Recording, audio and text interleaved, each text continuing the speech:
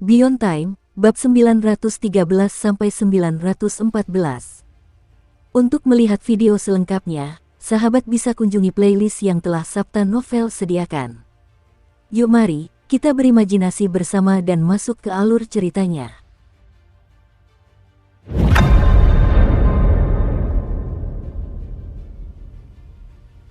Mulai dari Jiuli yang menyingkirkan diri, penindasan terhadap para penyihir leluhur, hingga pengambilan bulan dari sumur, api dunia bawah 7 lentera, dan turunnya 3 otoritas ilahi, semua ini terjadi dalam sekejap mata. Dalam sekejap mata, Flame Mystic, yang memiliki tubuh menakutkan, membeku di tempat. Jiwanya membeku, begitu pula pikirannya. Kelemahannya hanya bersifat relatif dan bukan kelemahan yang sebenarnya. Namun, melawan Su King, kelemahan ini terbukti fatal. Lagi pula, dia tidak membutuhkan penggantian nyawa. Dibandingkan membiarkan musuh yang kalah mati menggantikannya di masa depan, dia lebih cenderung untuk langsung membunuhnya saat ini dan mengakhiri karma. Oleh karena itu, dia tidak menahan diri sama sekali dan mengerahkan seluruh kemampuannya. Tangannya berubah menjadi telapak tangan raksasa yang tiba-tiba mencengkeram Flame Mystic. Tangan itu tampak ilusi sekaligus nyata, seolah-olah dibentuk oleh takdir dan mengandung kedalaman yang tak terlukiskan. Saat mendarat, lebih banyak riak muncul di langit yang telah berubah menjadi air. Diam-diam, air terciprat ke atas. Jiwa Flame Mystic, yang tercermin di permukaan air, disapu oleh tangan besar bersama air di kehampaan sekitarnya. Seketika itu juga, tubuh Flame Mystic kehilangan kilaunya dan ia menjadi mayat hidup. Adapun jiwa yang dipancing Su King, jiwa itu sangat cemerlang dan berwarna-warni. Hanya saja ekspresinya sama-sama muram. Kilatan dingin muncul di mata Su King. Dia menutup jari-jarinya dan mengepalkannya dengan kejam. Namun, pada saat itu, terjadi perubahan mendadak. Meskipun jiwa yang awalnya lamban itu tidak menunjukkan tanda-tanda perlawanan, tiba-tiba ia menjadi kabur. Tidak diketahui teknik luar biasa apa yang digunakannya, tetapi ia benar-benar menghilang dan lolos dari genggaman tangan besar itu. Kilatan gelap muncul di mata Su King. Hampir seketika jiwa Flame Mystic terlepas. 7 lentera kutukan api dunia bawah yang muncul di belakangnya berkedip dan padam serentak. Ketika lentera-lentera itu dipadamkan, kutukan itu pun meletus. Sebuah erangan teredam terdengar dari kehampaan. Jiwa Flame Mystic yang hilang muncul begitu saja di kejauhan. Terlebih lagi, cahayanya tidak lagi cemerlang dan sangat redup. Tubuh jiwa dan ekspresinya juga kabur. Pada saat ini, 3 kekuatan ilahi di belakang Su King meledak secara bersamaan, membentuk 3 benang emas yang merobek kehampaan, takdir, hidup dan mati, melesat menuju jiwa yang redup.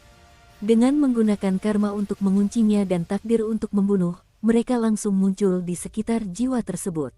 Ketiga benang emas itu tiba-tiba saling berjalin dan terbelah. Langit berubah warna dan tanah bergetar. Jiwa Flame Mystic terpecah menjadi beberapa bagian, berubah menjadi bintik-bintik cahaya berpendar yang menghilang di udara. Adegan ini bersih dan efisien. Terlihat jelas betapa tegasnya Su King. Namun, serangan Su King belum berakhir. Hampir seketika setelah ia membunuh jiwa Flame Mystic, ia telah tiba di samping tubuh Flame Mystic dengan satu langkah dan menebas ke bawah. Setelah kehilangan jiwanya dan menjadi mayat hidup, kepala Flame Mystic langsung terangkat dan tubuhnya roboh, berubah menjadi daging dan darah. Dengan lambaian tangan Su King, kobaran api hitam menyapu keluar, membakar tubuh yang hancur itu menjadi abu. Meskipun tubuh Flame Mystic istimewa dan sulit baginya untuk berubah menjadi abu, mustahil baginya untuk bangkit kembali dengan bantuan tubuh yang terbakar ini. Terlebih lagi, semuanya terjadi terlalu cepat, sehingga sebagian besar kultivator bulan api yang memperhatikan pertempuran ini terkejut. Ekspresi mereka berubah drastis dan banyak dari mereka menunjukkan ekspresi tidak percaya. Namun, para bangsawan bulan api, para ahli dari ras-ras yang berafiliasi, dan ketiga hakim tidak menunjukkan perubahan ekspresi khusus. Mereka semua tampak sangat tenang. Adapun Su King, dia juga tidak merasakan kemenangan setelah membunuh Flame Mystic. Dia sedikit mengerutkan kening dan menoleh ke tempat di mana pecahan tubuh Flame Mystic yang terbakar berada. Lalu, pupil matanya menyempit. Di lokasi tempat tubuh Flame Mystic hancur berkeping-keping, sebuah ilusi benar-benar muncul. Di dalam ilusi ini terdapat sebuah makam. Sebenarnya itu adalah makam kaisar di alam ilahi. orang bisa melihat sosok flame mistik duduk bersila di atas kanopi besar. Dalam sekejap mata, ilusi itu menjadi kabur. Ketika muncul kembali, itu masih flame mistik. Namun, lingkungannya telah berubah dan wilayah pegunungan dan lautan telah muncul. Setelah itu, dalam sekejap mata, ilusi ini muncul ratusan kali. Setiap kali, yang muncul di dalamnya adalah flame mistik. Lebih tepatnya, itu adalah flame mistik dari berbagai periode di masa lalu. Itulah sosok yang telah ia proyeksikan pada ratusan titik waktu di masa lalu. Su Qing tidak menghentikannya. Sebaliknya, tatapannya berkedip saat dia menatap pemandangan di mana flame mistik sama sekali tidak waspada dan melakukan seni aneh yang hampir menyerupai teknik ilahi. Setelah sosok-sosok ilusi itu muncul, mereka menghilang satu demi satu, berubah menjadi titik-titik cahaya yang tak terhitung jumlahnya yang dengan cepat berkumpul. Akhirnya, mereka membentuk sebuah cincin besar. Kekuatan waktu yang padat meletus dari dalam. 7 hingga 8 tarikan napas kemudian, tubuh fisik flame mistik muncul dan dia berjalan keluar dari lingkaran cahaya. Saat dia muncul, daging dan darah yang melayang di sekitarnya menghilang. Lingkaran di punggungnya juga langsung menyusut dan akhirnya berubah menjadi mutiara yang mendarat di tangan flame mistik. Penampilannya tidak tampak berbeda dari sebelumnya, tetapi temperamennya berbeda. Di masa lalu, meskipun penampilan flame mistik tidak biasa, dia lebih teguh sehingga dia tampan. Namun sekarang, hanya bisa digambarkan sebagai indah. Dia telah menjadi dirinya. Hal yang sama juga terjadi pada tubuhnya. Dadanya membuncit dan pinggangnya menjadi ramping. Kakinya juga jauh lebih ramping di bawah jubah itu. Keteguhannya telah hilang dan digantikan oleh rasa dingin. Su Qing membandingkan perubahan tersebut berdasarkan ingatannya. Kerumunan itu seketika terdiam. Mereka yang tahu bahwa seni ilahi flame mistik itu unik tidak terpengaruh. Namun, mereka yang tidak tahu tercengang. Sang kapten berkedip dan terkekeh dalam hati. Pada saat yang sama, Su Qing, yang sedang berada di udara, tenggelam dalam pikiran yang mendalam. Sang kapten pernah menyatakan bahwa di wilayah pegunungan dan lautan, ia melihat seseorang menampilkan teknik ilahi yang hebat, yang hampir menyerupai teknik dewa. Seni ini aneh. Setelah digunakan, jenis kelamin akan berubah. Menurutku ini adalah seni. Seni ini memang mendekati teknik ilahi. Ia dapat membawa seseorang kembali dari masa lalu, dan setelah mereka muncul, kultivasi dan kekuatan tempur mereka tampaknya tetap berada di puncaknya. Su Qing bergumam sendiri, sambil memikirkan cara membunuh flame mistik yang telah keluar dari lingkaran, menatap Su Qing dan menghela napas dalam hati. Sebelumnya, ketika dia menggunakan seni ilahi ini, dia bisa saja berhasil lebih cepat lagi. Namun, dia sengaja memperlambatnya, ingin menunggu Su Qing menyerang. Begitu Su Qing menyerang saat itu, dia bisa memanfaatkan kesempatan untuk menariknya ke dalam seni ilahinya dan mencemari pihak lain dengan kekuatan kitab suci ini. Hal itu akan menyebabkan semua kengerian dalam ingatan pihak lain berubah menjadi iblis. Dari sana, api iblis akan muncul dan membakar tubuh serta jiwanya. Sayang sekali, jurus kultivasi yang kuwarisi hanya memiliki gulungan keabadian dan sebagian kecil dari gulungan kuno. Aku kekurangan panjang umur dan setengah bagian lainnya dari gulungan kuno. Dan gulungan keabadian juga agak tidak lengkap. Meskipun saya menutupinya dengan teknik lain, hal itu tetap menyebabkan kekurangan dalam pengaktifan gulungan kuno. Namun, selama Su Qing tidak bisa menembus kitab reinkarnasi masa laluku, bukan tidak mungkin aku bisa memenangkan pertempuran ini. Saat memikirkan hal ini, niat bertempur di mata flame mistik kembali meningkat. Dia melangkah maju dan melambaikan tangan kanannya. Seketika, mutiara kehidupan di tangannya bersinar dan puluhan cincin yang persis sama seperti sebelumnya muncul di sekelilingnya. Setelah itu, banyak sosok bergegas keluar dari lingkaran-lingkaran tersebut. Mereka semua adalah ahli mistik api.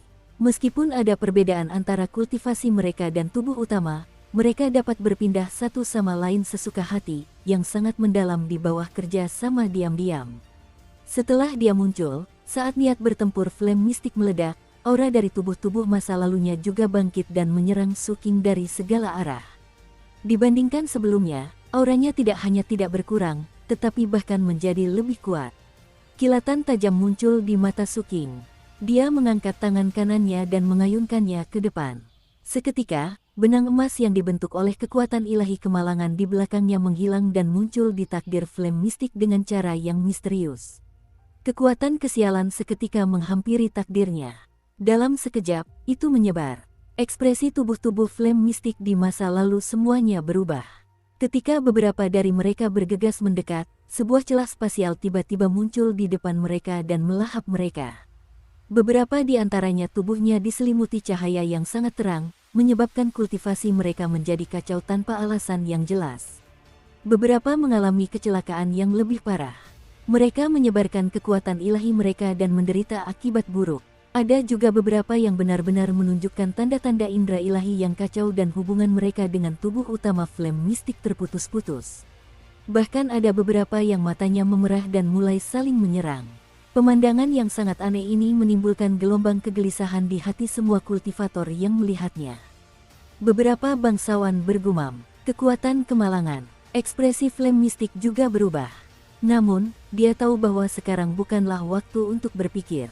Karena itu, dia mempertahankan niat bertarungnya yang maksimal dan langsung menuju ke Su King. Tatapan Su King dingin.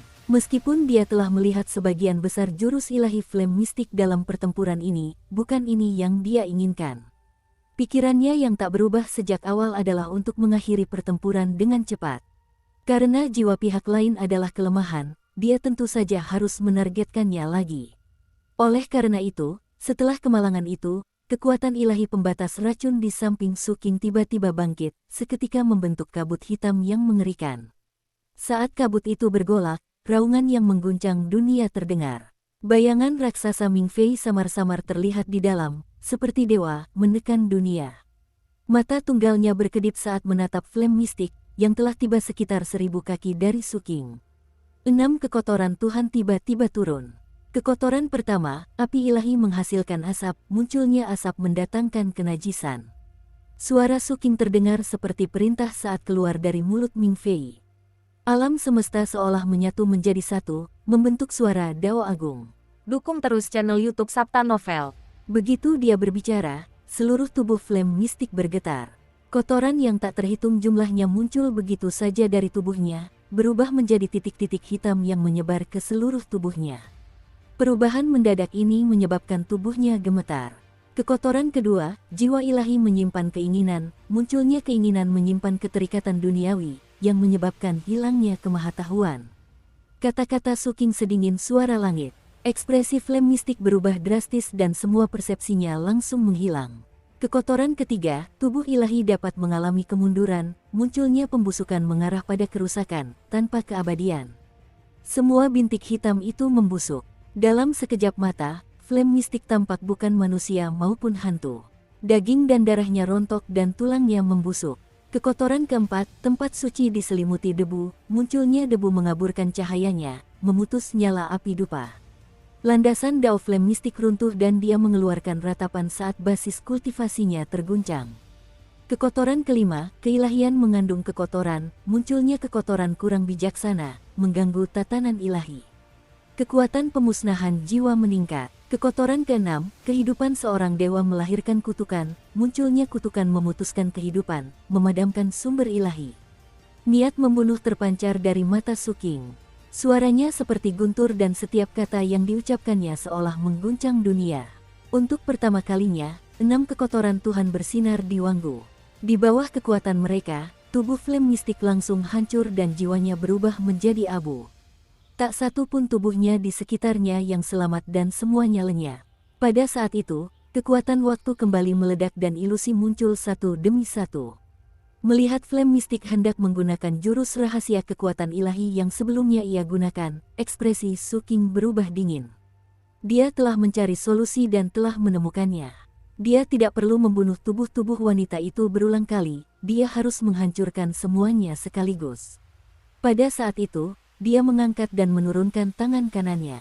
Seketika, kekuatan ilahi bulan ungu di belakangnya bersinar, membentuk bulan ungu. Cahaya bulan menyinari ilusi flame mistik dan takdirnya. Oleh karena itu, dalam ilusi yang muncul, terdapat cahaya bulan berwarna ungu.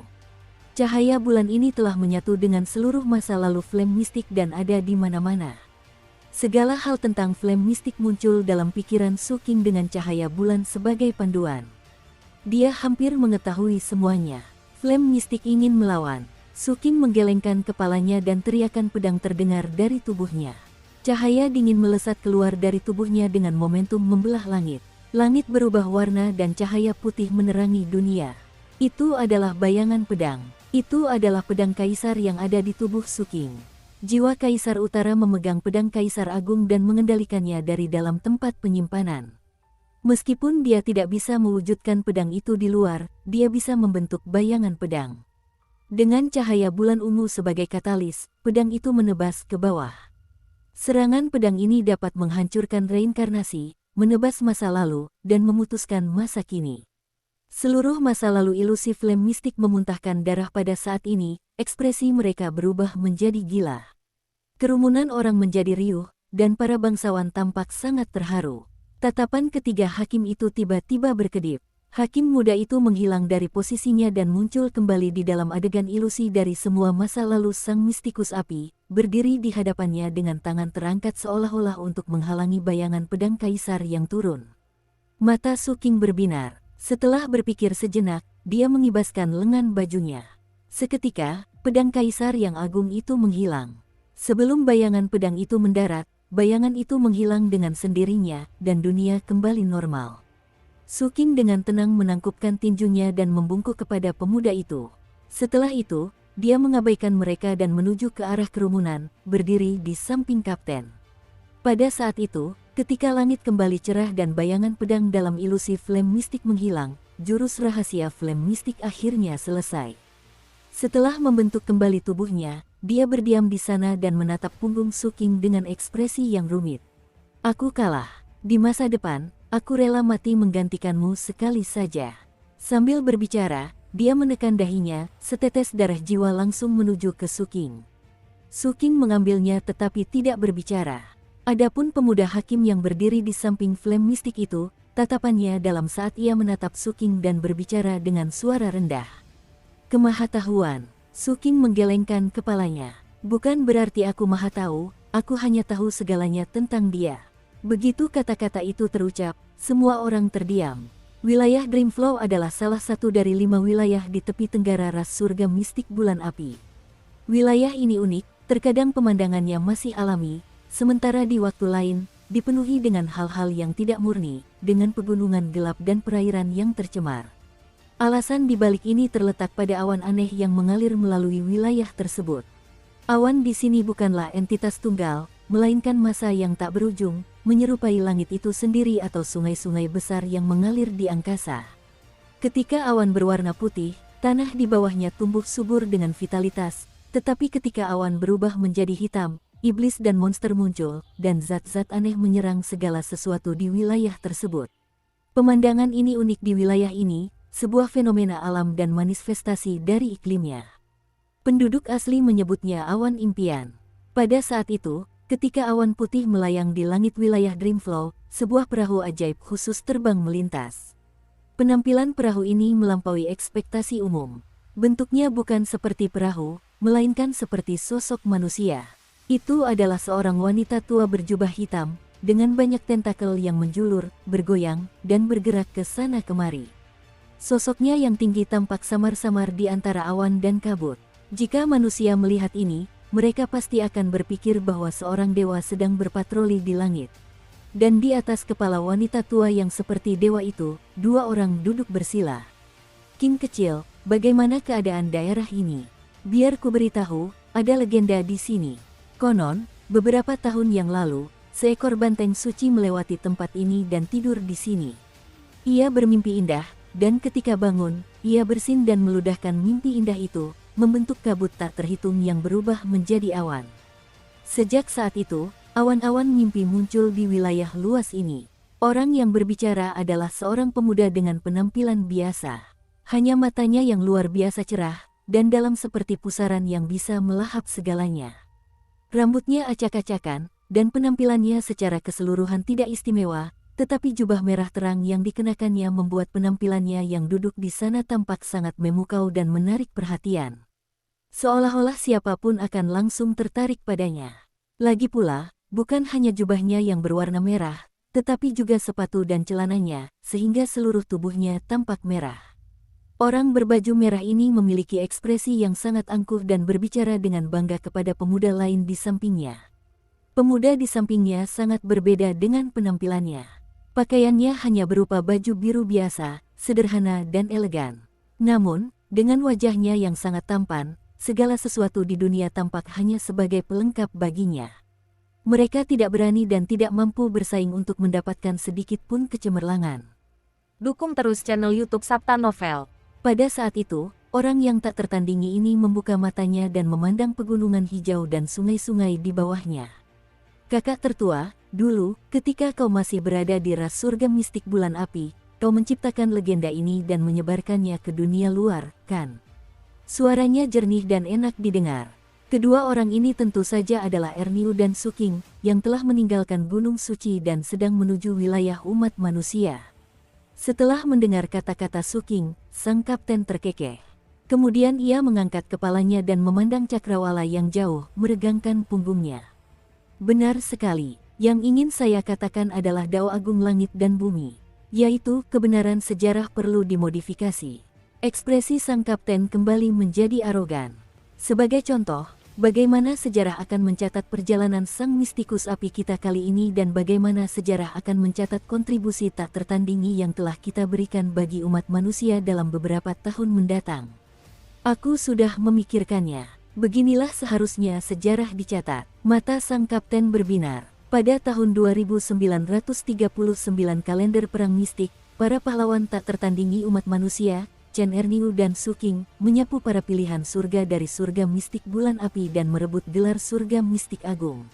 Nama mereka tersebar luas. Pada upacara tertinggi ras langit mistik bulan api, ketiga hakim mengeluarkan dekrit agar ras-ras bawahan mundur.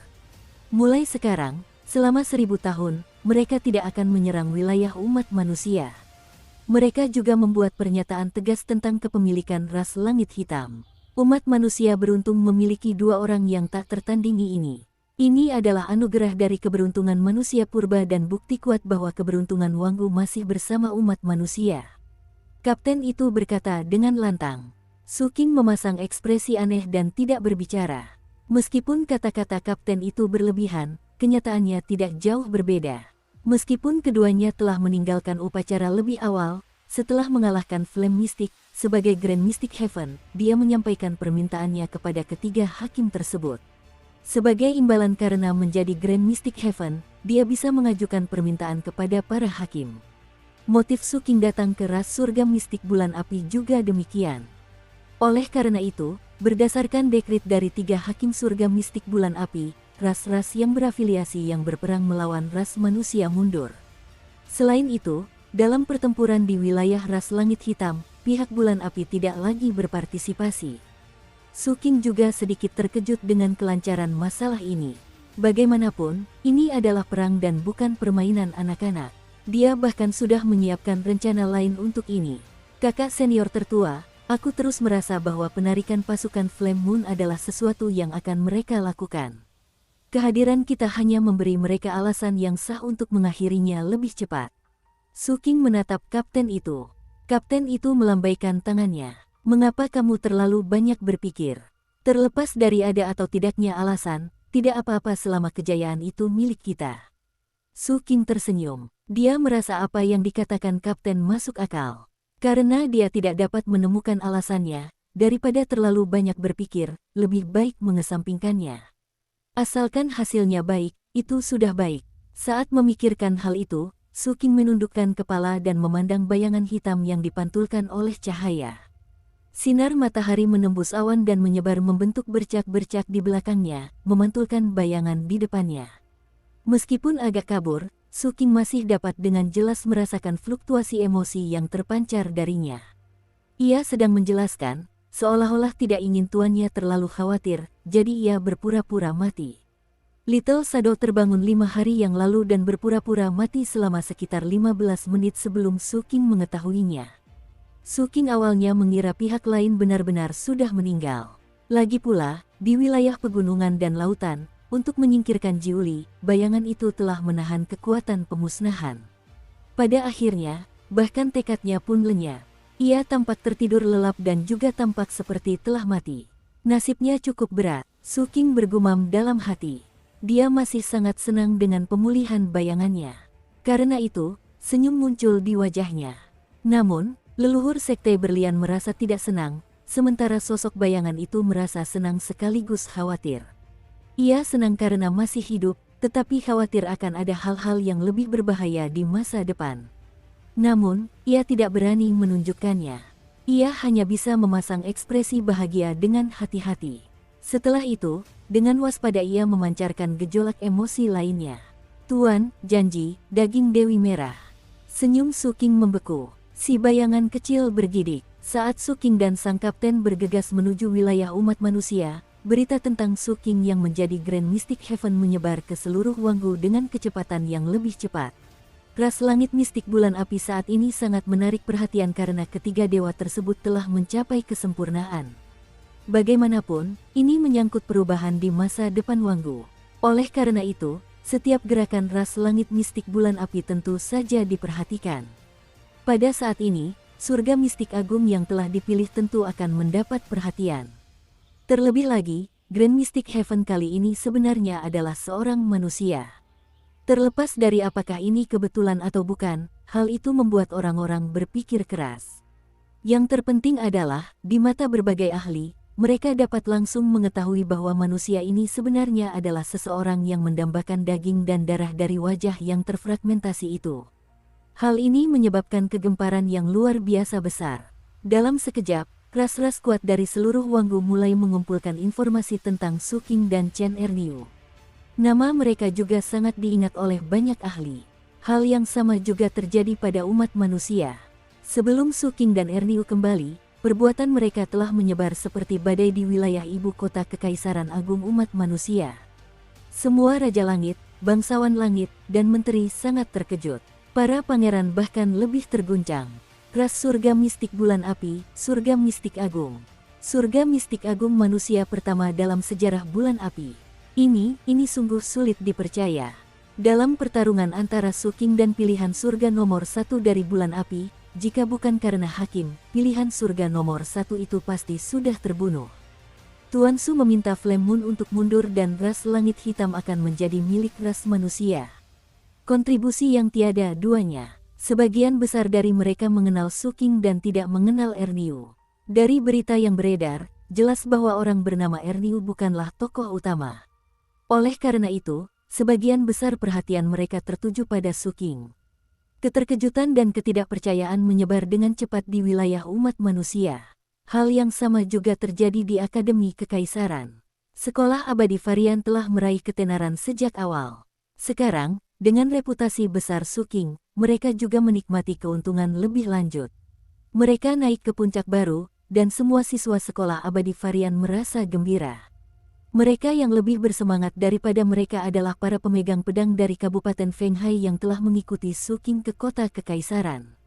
Cahaya yang dipancarkan oleh kemuliaan Su Qing menerangi sekitarnya dan juga bersinar cemerlang di tubuh mereka, menyebabkan penindasan yang mereka rasakan selama hari-hari Su Qing menghilang tersapu bersih. Perasaan kejayaan itu sangat intens bagi setiap kultivator di Kabupaten Fenghai. Hal ini terutama berlaku bagi Ningyan yang sangat gembira. Dia tahu betul betapa berartinya kontribusi Su Qing baginya. Saat ini, di antara 12 batang dupa di luar istana, meskipun dupanya bukan yang paling cepat terbakar, tetap saja berada di bagian bawah. Untungnya, karena perang, putra mahkota akan dipilih setelah perang. Oleh karena itu, pada saat itu, dia sangat menantikan kembalinya Su Qing.